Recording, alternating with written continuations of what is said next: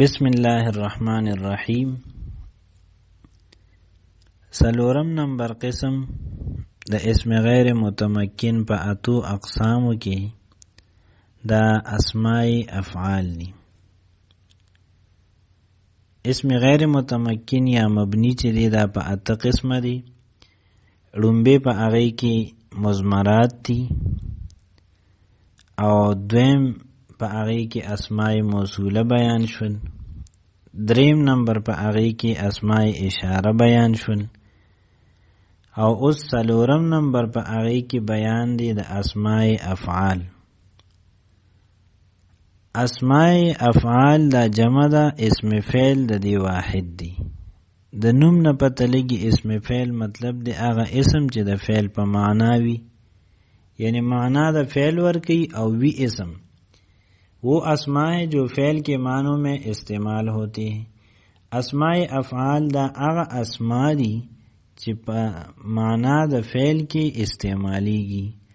ان کی دو قسمیں ہیں او دا دی دو قسموں ندی. بمعنی امر حاضر یو اغا دی چی پا معنی دا امر حاضر سرا استعمالی گی، لکا روائی دا د دې معنا دا چھوڑ دو پریک دا. اترک په معنا سره استعمالی. بلها چھوڑ دو پریدا دام دا اترک په معنا استعمالی.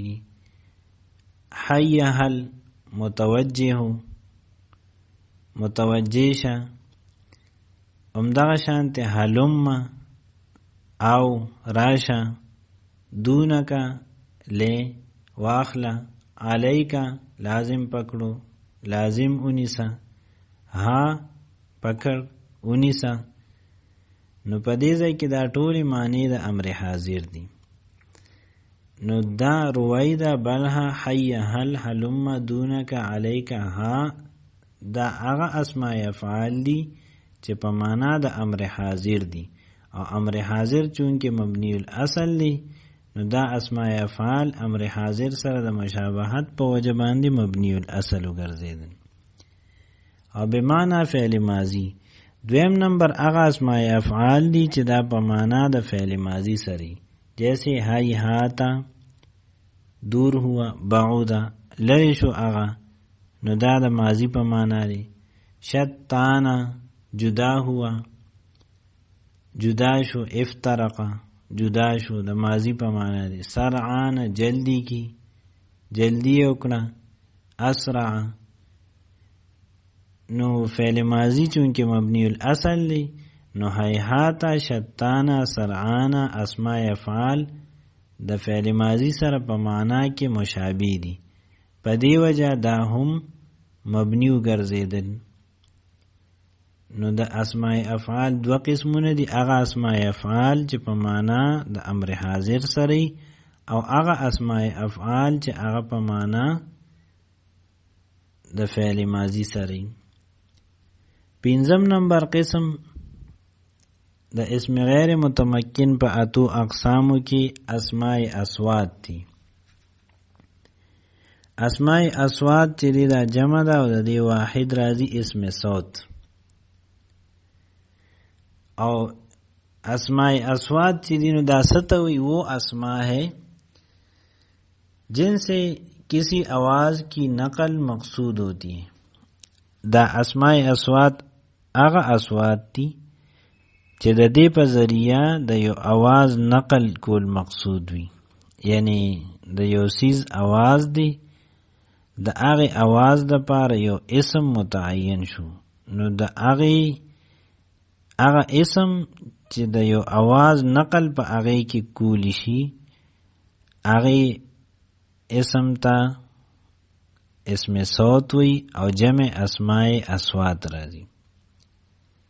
لکه اوح اوح، نو اوح اوح دا اسم دی او په دې کې اشاره ده دا ټوخي आवाज ته، کھانسی کی आवाज.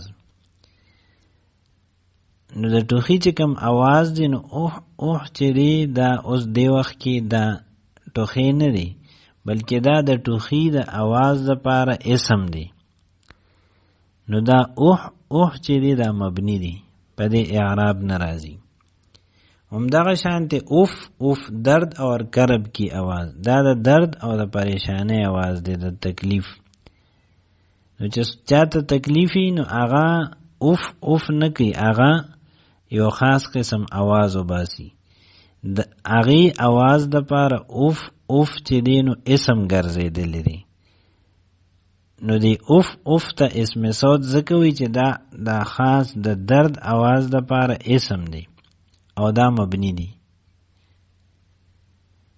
همدغه شانتی بخه بخه،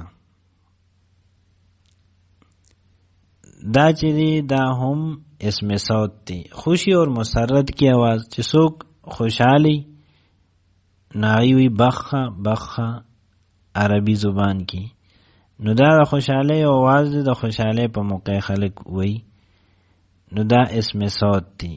د خوشحالی د आवाज د پاره دا اسم ګرځیدلی دی.